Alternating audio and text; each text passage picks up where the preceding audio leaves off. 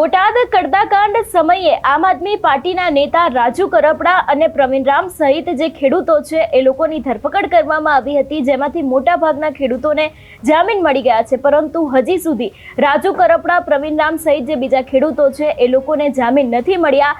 આ કેસને લઈને શું અપડેટ છે તેના વિશે વાત કરીએ આજના આ વિડીયોમાં। નમસ્કાર, હું હંસિની અને તમે જોઈ રહ્યા છો નિર્ભય ન્યૂઝ। બોટાદમાં ખેડૂતોની સાથે કડદો થઈ રહ્યો હતો અને એ જ વાતનો ઉગ્ર વિરોધ છે તે રાજુ કરપડા અને પ્રવીણ રામ દ્વારા કરવામાં આવ્યો હતો।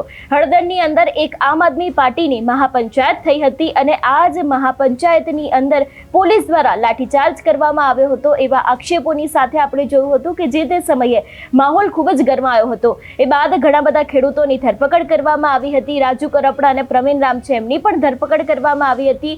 એ પછી ઘણા બધા મોટા ભાગના ખેડૂતોને જામીન છે તે મળી ગયા હતા, પરંતુ હજી સુધી પ્રવીણ રામ અને તેની સાથે રાજુ કરપડા સહિત જે બીજા ખેડૂતો છે એ લોકોને જામીન મળ્યા નથી। આ વાતને લઈને જ્યારે આજે સુનાવણી હાથ ધરવામાં આવી હતી ને એની જ લઈને એક મોટી અપડેટ સામે આવી રહી છે કે હવે આ સમગ્ર કડદા કેસની અંદર નવી મુદત પડી છે અને નવી મુદત છે 27/1/2026।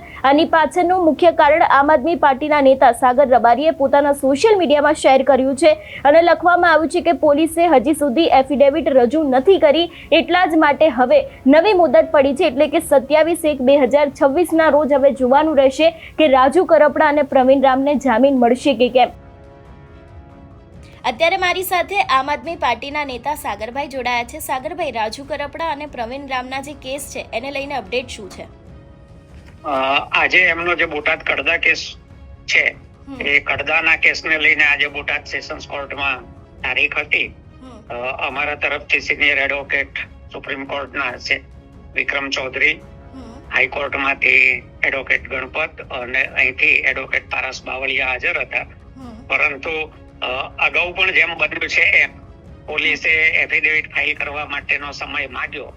આ આખા કેસમાં થ્રુઆઉટ જોઈએ તો દરેક જામીન અરજી વખતે પોલીસ ક્યારેય પહેલી તારીખે તો એફિડેવિટ લઈને આવી નથી, સમય માંગે છે। બીજી તારીખે પણ કોઈને કોઈ કારણ આગળ ધરી અને સમય માંગે છે અને ત્રીજી વખતે જ્યારે કોર્ટ વોર્નિંગ આપે કે હવે આ લોકોને સાંભળી લઈશું, ત્યારે એ ત્રીજી મુદતે બપોરે જનરલી 2 વાગ્યા પછી એફિડેવિટ લઈને આવતા હોય છે। એટલે સરકાર પક્ષ પોતાના તરફથી જેટલું બની શકે એટલી ખેંચવાની કોશિશ કરે છે।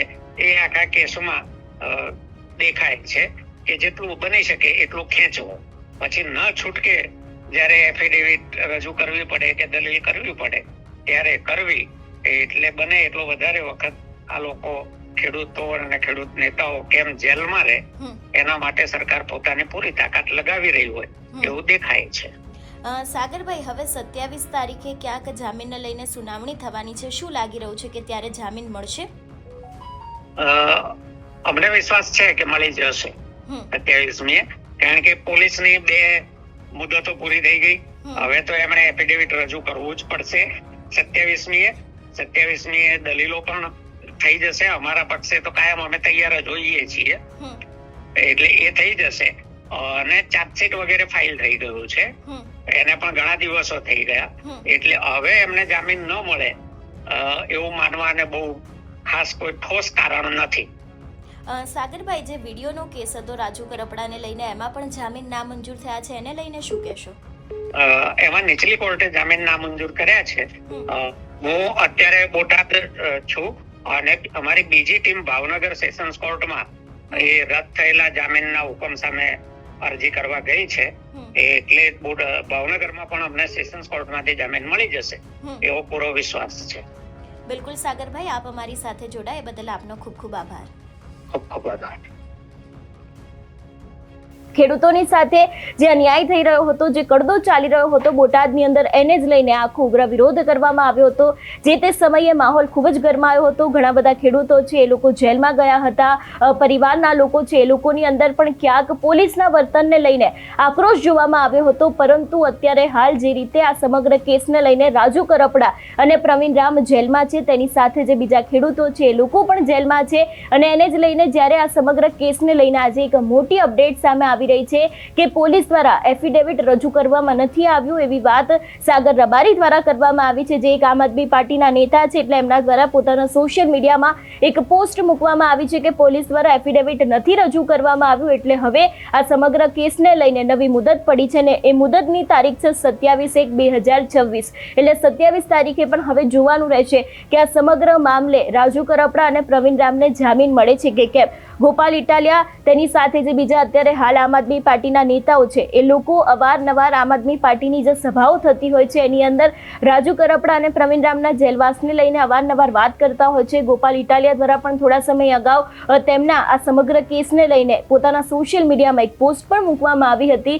પરંતુ જે રીતે અત્યારે હાલ એક અપડેટ સામે આવી રહી છે કે રાજુ કરપડા અને પ્રવીણ રામને હજી પણ વધારે દિવસો સુધી જેલમાં રહેવું પડી શકે છે એવી શક્યતાઓ લાગી રહી છે, કારણ કે પોલીસે હજી સુધી એફિડેવિટ રજૂ નથી કર્યું.